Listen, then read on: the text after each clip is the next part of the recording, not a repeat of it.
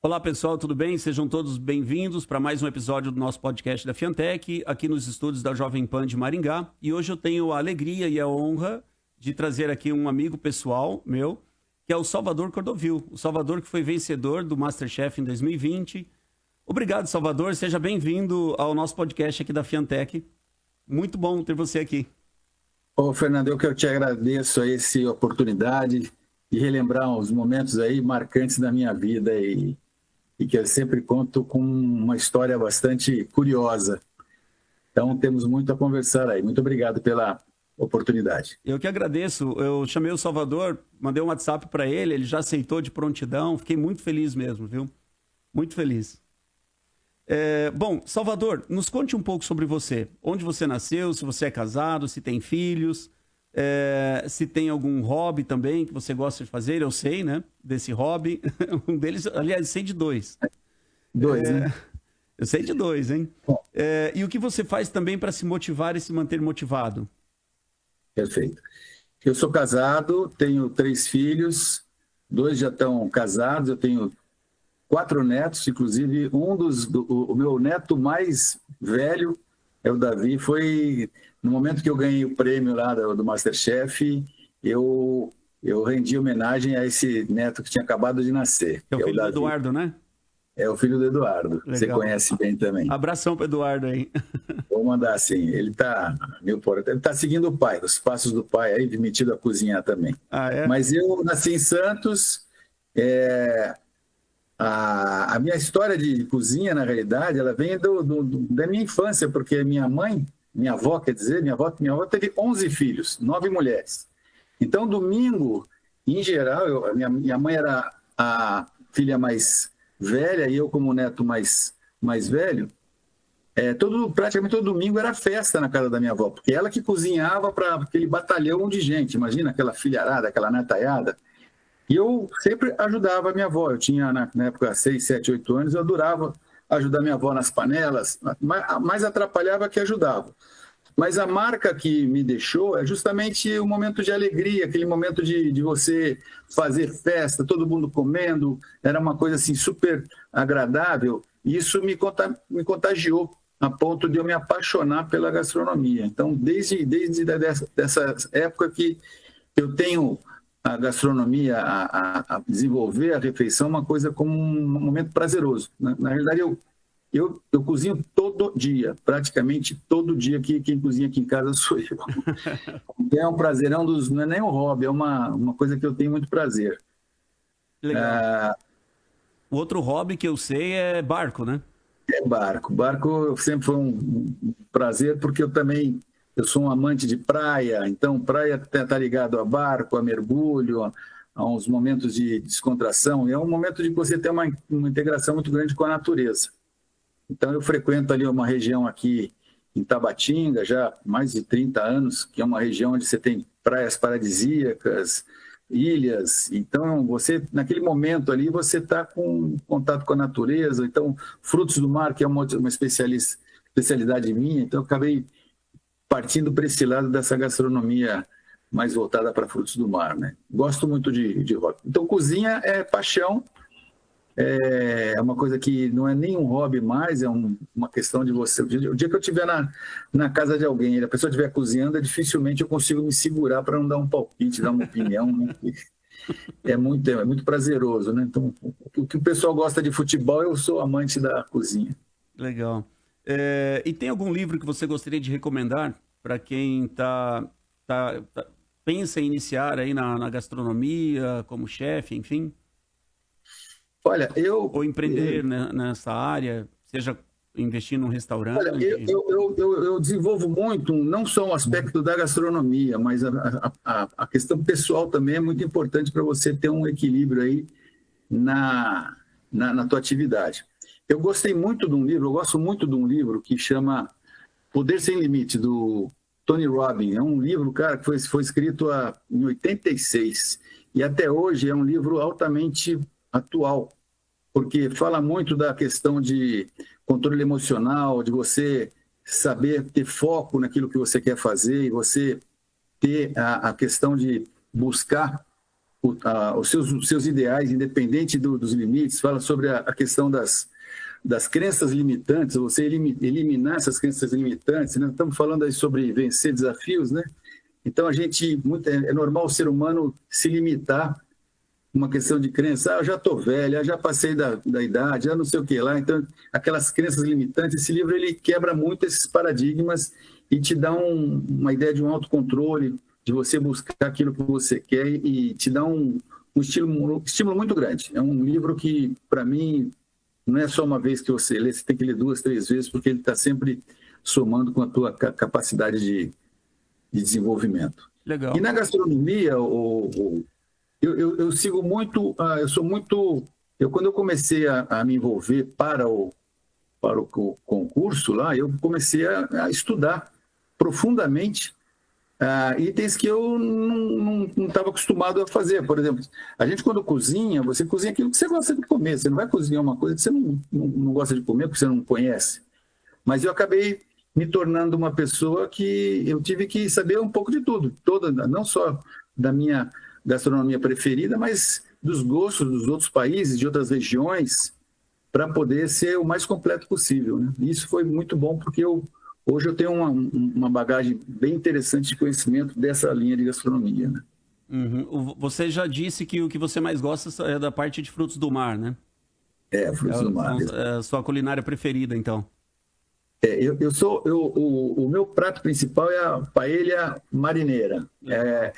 E tem uma história engraçada, porque eu cheguei uma vez no meu condomínio e aí o porteiro me parou e falou: Salvador, deixaram uma coisa para você aí. Eu fui ver, peguei, estava embrulhado. Quando eu cheguei em casa, eu abri, era uma paejeira, mas aquelas secular, né? Uma coisa que é antiga, um ferro, uma coisa que você fala, cara, isso não é meu. Liguei para a portaria, olha, não entregaram errado. Falei, não, é Salvador, mandaram entregar para você. Eu falei, tem outro Salvador no condomínio? Não tem. E ficou parado lá. E eu comecei uma vez eu frequentei um evento de um amigo meu espanhol que começou a fazer uma paella e eu seguia todo aquele processo, que tem um ritual para você fazer uma paella, né? Que nem você vai pegar, tem um tipo de arroz, tem todo o momento de colocar cada ingrediente. E eu falei, cara, eu lembrei dessa peça que ficou guardada e eu comecei a fazer, comecei a me desenvolver. As primeiras, eu chamei a família como cobaia, né? Então você vai aprimorando, e é de tanto fazer e tanto aprimorar, porque cada vez que você faz, você nunca está satisfeito. Acho que o grande quê da gastronomia é que você nunca está plenamente satisfeito com uma coisa que você faz, né? Você sempre está querendo fazer alguma coisa melhor. Você tem um detalhezinho que vai fazendo. Sim. Então, de tanto fazer, eu me especializei na paella, gosto de fazer, e todos os eventos que tem na família aí, geralmente eu sou obrigado agora não é nem mais pedido, eu sou obrigado a desenvolver uma paella na família aí. Legal, legal. Salvador, como que começou sua trajetória como chefe? Assim, no caso do MasterChef, como que você resolveu participar do programa e você imaginava que você fosse vencer? Olha, foi um desespero, porque eu sempre, como eu te falei, desde a minha infância eu encosto a barriga no fogão. Então eu sempre fui aquela pessoa que sempre tive convites para fazer coisas na família, vai cozinhar, a feijoada, nos seus eventos de família, sempre eu que era, de certa forma, em que encabeçava essas coisas. E isso aí ficou assim, todo mundo, nossa, muito bom, o tempero é bom, tal coisa. E a minha esposa e a minha filha, quando passou a questão de se inscrever, ela falou, não, você tem que participar. Eu falei, imagina que eu vou participar. Mas nunca, não tenho nem o que fazer. E não, que você vai, aquela insistência fora do comum, não, que você tem que participar. Eu não vou participar. Imagina, uma exposição descomunal daquilo lá, eu já tenho mais. E aí chegou no momento que a minha filha, a minha caçula que mora comigo hoje, né, a Bia, ela falou, você então é um covarde. Cara, pô, covarde? Porque você não enfrenta, você sempre me ensinou a enfrentar as dificuldades, os problemas, você está demonstrando uma covardia, você está fugindo, cara. Eu falei, como é que eu saio de uma história dessa, né, cara? Então, eu falei, tá bom, vou me inscrever. E eram várias etapas até você chegar no concurso. Eu me inscrevi, mas não vai dar em nada mesmo, né? Então, você tinha que preparar um prato, fazer um vídeo, mostrar a técnica que estava usando. E, para minha surpresa, Depois de de uma semana, falaram: você foi passado por uma próxima etapa, gostamos da tua apresentação. Eu falei: meu, vamos continuar, isso não vai dar em nada mesmo. E fui andando, caminhando, e a cada etapa eu fui passando, até chegar acho que na quarta etapa, até entrevista, um negócio bem complexo, né? Ele falou: olha, você foi aprovado, tem que vir aqui para o estúdio para a gente fazer uma finalização para ver se você segue ou não. Cara, aí me deu um pânico, né? Falei: caramba, e tá tudo levando a crer que eu vou participar, né? Eu estou toda hora fugindo, e foi bem na época da Covid. Eu falei: eu vou falar que eu estou com Covid, inventar alguma coisa, fugir, né, cara? Não vou enfrentar isso aí. Isso é uma coisa muito forte para mim. Você na frente de. Porque depois eu até quero falar do set de gravação. É uma coisa que você fica completamente, né? São 15 câmeras em cima de todo mundo, você não consegue nem piscar direito. É um momento assim de muita pressão, né? Eu sei que eu falei: bom, vou ter que entender o que está acontecendo. Eu procurei um grande amigo meu, ele falou: Salvador, vai trabalhar 2 pontos que você precisa entender, que é vaidade e orgulho, né? Então, eu comecei a tentar entender por que esse pânico. Cara, o Fernando me deu um pânico nesse negócio.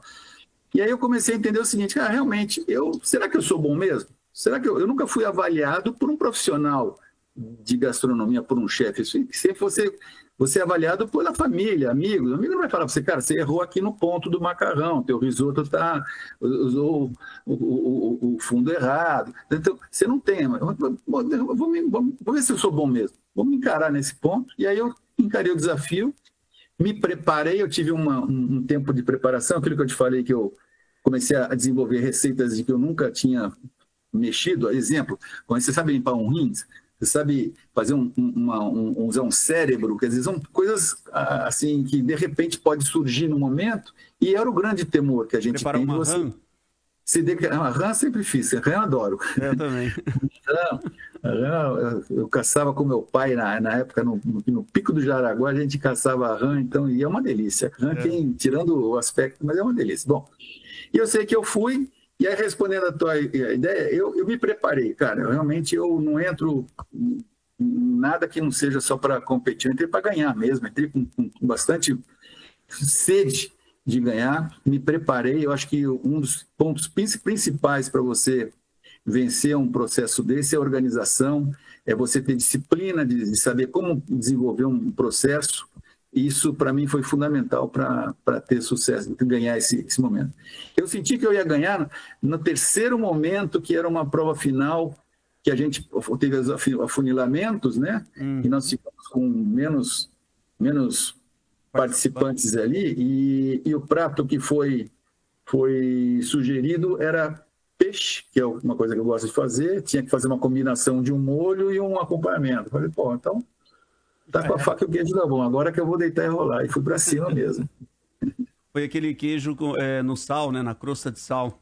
Foi um peixe na crosta de sal, e eu fiz um molho de limão siciliano com um arroz clássico, que é um arroz de amêndoas laminadas, com parmesão. É um prato, deu uma combinação muito boa. E eu fiquei muito honrado. Pedem para você preparar esse prato até hoje? Porque os três chefes que eu admiro muito, que é o Fogaça, na época, o Jacan e a Paola, eles realmente fizeram uma avaliação muito rígida e me deram uma pontuação muito grande ali. Disseram que o meu trabalho foi muito bem feito. Então, eu realmente saí de lá orgulhoso de mim, seguro de que eu era uma pessoa que entende da gastronomia. E dali para frente eu comecei a me aperfeiçoar mais ainda, né? Legal. Uma das coisas que eu não sei se é uma pergunta que você vai ter, mas um dos prêmios que eu tive ali foi um curso de graduação. E eu, como eu não tinha nenhum tipo de graduação em gastronomia, eu fiz o curso de cozinha contemporânea, em gastronomia, me formei. Que legal. E hoje eu assino cardápios, hoje eu tenho uma autoridade na gastronomia. Tem a patente mesmo.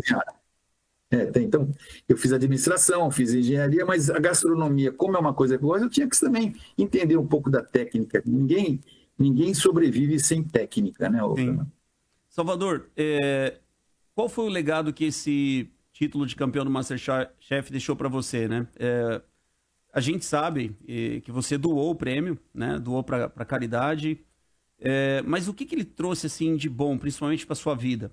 Outro dia você estava me falando que você também é corretor de imóvel de alto padrão. E você, Isso. às vezes, você surpreende os seus clientes, né? É, Com os seus dons de chefe, enfim. verdade.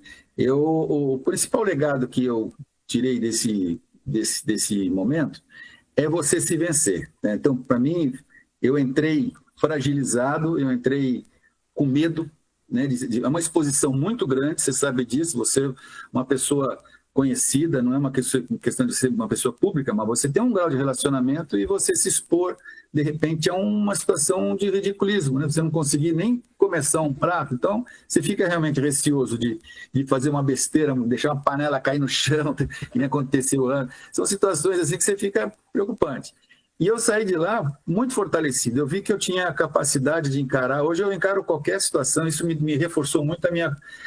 Não é coragem de valentia, a coragem de você enfrentar todos os desafios e entender que não existe limite, não existe idade. Cara, eu, com 60 anos eu fui fazer um curso de gastronomia. Comecei do zero, entender por que, que você refoga um item antes, entender toda a técnica da coisa, e não simplesmente fazer pela experiência propriamente dita. Então, o legado é isso, é a confiança que eu saí uma pessoa super fortalecida. Eu uni o meu mercado hoje, que eu trabalho no mercado imobiliário de alto padrão, trabalho numa empresa uma empresa multinacional e também com experiência em alto padrão. E como é que eu consigo unir essas duas pontas, né? Como eu gosto muito de cozinhar, eu ofereço para todos os nossos clientes que venham fazer negócio conosco um jantar estilo MasterChef, assim, super sofisticado, com tudo pago, tudo fornecido. Eu me trajo a caráter, coloco meu doma, meu cuca. Então eu vou e preparo um prato especial para esses nossos clientes. E aí acaba que a gente ultrapassa a barreira do negócio, né? Então a gente já passa a ser amigo, o pessoal começa a te pedir em outros momentos, então você passa a ser uma pessoa que tem uma visibilidade grande, e é muito gostoso, cara, você fazer aquilo que você gosta para os outros, né? Então, unir o útil ao agradável. E agora com autoridade, né? Com autoridade e com patente. Me É. respeita porque, né? Agora Você sabe que sou MasterChef graduado mesmo, né? Você sabe que nós estamos falando aí de 5 anos que aconteceu isso, no momento Sim. de pandemia, que na realidade, eu pensei em montar enveredar para a área, mas na época não ia ter sucesso por causa da pandemia. Mas hoje eu andando na rua, assim, eu me surpreendo, uma pessoa, você não é MasterChef? Pô, você foi eu assisti teu evento, tal, você doou aquele prêmio, que para mim a doação foi mais do que Sim. um gesto de contribuir, mas o objetivo mais era dar um exemplo, que eu aprendi com um grande professor, que diz o seguinte: quem tem mais dá para quem tem menos. Então, se você conseguir mostrar isso como exemplo, porque ninguém muda ninguém, o ser humano ele muda porque ele se conscientizou de alguma coisa e muda. E o exemplo, seja ele bom ou ruim, ele serve para que as pessoas avaliem e mudem. Então, um exemplo de você doar é um exemplo que eu acho que gera movimento, gera um exemplo para outras pessoas também seguirem nessa linha. Legal. Salvador, o que você tem a dizer aí para quem está pensando em ingressar na carreira de chefe? A pessoa que pretende entrar nesse mundo hoje, que quer se profissionalizar, enfim, qual seria a dica que você teria para passar para esse jovem? Ou para as pessoas que talvez não sejam jovens, mas que queiram iniciar? Eu acho que a primeira pergunta que ele precisa fazer é se ele se sente atraído pela área, pela gastronomia.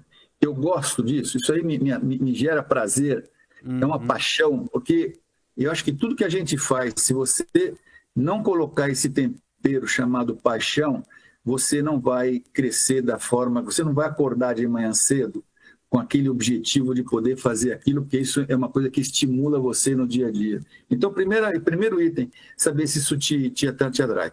Segundo ponto, é você pegar as principais referências que você considera como ídolo, como te dão atração, te dão referências, e ver as obras que essa pessoa fez, esse profissional, esse chefe de cozinha, assistir os vídeos dele, estudar muito, treinar, praticar, porque ninguém vai conseguir fazer uma paella que nós estamos falando sem ele, no mínimo, fazer 30, 40 vezes. Não adianta ele ler 10 livros sobre como fazer e não botar a barriga no fogão e testar exatamente. Então, a prática ela é fundamental, atrelada com o conhecimento. Estudar muito. Eu acho que estudo é uma coisa que não cessa, independente do conhecimento. Você pega um médico que ele para de estudar e em um ano ele ficou obsoleto no mercado.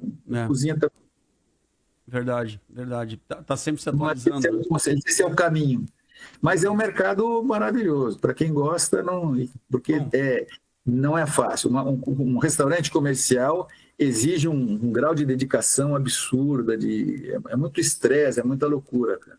Bom, eu conheço Salvador já desde 2016, há quase 10 anos mais ou menos, 2015, 2016, por aí, né, Salvador?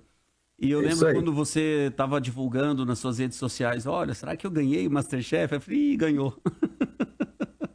Mas não podia falar. Proibido. Né? Era proibido. Eu fiquei proibido de divulgar. Se eu divulgasse, tinha uma multa absurda. Então você tem que ter aquela vontade de falar para todo mundo, ganhei, né? Eu tenho até o troféu aqui do meu lado, aqui, ó, que eu mantenho ele como meu... deixa eu te contar uma coisa. Lembra que você me deu um avental do MasterChef? Eu tenho ele até hoje em casa e toda vez que vai visita, assim, eu uso ele, falo de você, que foi você que me deu. Fico todo orgulhoso lá e tal. Conto pra todo mundo, viu? É um presente que bom para poucos, hein? Eu sinto o maior orgulho de ser seu amigo, tá?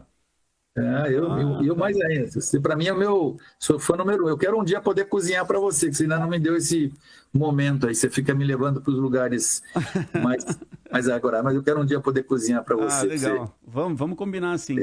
E, gente, uma outra curiosidade também sobre o Salvador, que além de tudo isso, ele também é da bateria da Portela, né? Eu durante 18 anos, ininterrupto... Eu aposentei agora minhas baquetas aí, mas durante 18 anos ininterruptos eu fui ritmista da Portela. Eu casei com a Ana Paula, que era uma neta de um dos fundadores do seu cavaquinho, então eu sempre também amei o samba sempre esteve no meu sangue aí. Mas aí vim para São Paulo, comecei a me dedicar às minhas atividades profissionais, não dá tempo, realmente. E Portela é apaixonante, cara. Você tem uma escola de samba que ela é a mais premiada do Brasil, ela é fantástica, é aquilo que eu falo, é por emoção, é uma paixão, né? Então, tudo que tem paixão, isso me atrai muito, Fernando. Que legal, que legal, que legal. Salvador, olha, foi muito bom, viu? Muito bom ter você aqui, esse bate-papo. Eu gostei muito, me sinto honrado com a tua presença, em você ter aceitado. Eu mandei um WhatsApp para você e você já aceitou de prontidão, assim, e tô muito feliz mesmo, viu? Quando eu for para São Paulo, eu vou te mandar uma mensagem aí pra gente se encontrar e tomar um vinho, enfim, e conversar mais, né? E com certeza. E vem para Maringá, pô, vem para cá. Traz para cá a família, vem para cá, vamos cozinhar, vamos fazer uma paella aqui. Vamos. Eu te agradeço, Fernando, essa oportunidade. Você sempre me considera bastante. Eu tenho uma admiração muito grande pela sua forma de trabalhar, de se dedicar às pessoas que têm um carinho especial com você, né? Mais um detalhe também que eu esqueci de comentar, porque você fica sabendo que você ganha lá, porque você tem a gravação lá, né? Mas quando eu cheguei em casa, eu fiquei assim, eu saí de São Paulo, eu morava em Taubaté, eu liguei para minha esposa e falei, olha, não deu certo, não ganhei, outra pessoa ganhou, deixa como tá. E aí a minha esposa tinha preparado um almoço, um jantar especial. Então ela ficou toda assim, puxa, não se preocupa, isso vai passar, tudo bem, você deu o seu máximo, tal. E aí eu, dentro da mala, eu escondi o meu troféu. E aí eu falei para ela, olha, uma coisa eu fiz, eu acabei roubando o avental lá, porque como que você faz isso? Que absurdo! Tava lá. Aí ela foi lá, abriu a mala para ver e estava lá o meu troféu. Você ganhou, então foi um momento assim, de emoção muito forte, que está até hoje registrado nas nossas mentes. Que legal. Fernando, obrigado mesmo, viu? Sempre que você precisar. E eu logo vou estar em Maringá, pode ter certeza que a gente vai se ver. E vindo para São Paulo, você é muito bem-vindo aqui. Legal. Vem sim. Obrigado, Salvador. Bom, eu te agradeço. Forte abraço. Valeu. Bom, pessoal, muito obrigado pela presença de todos e até o próximo episódio do nosso podcast aqui da Fiantec, nos estúdios da Jovem Pan aqui de Maringá.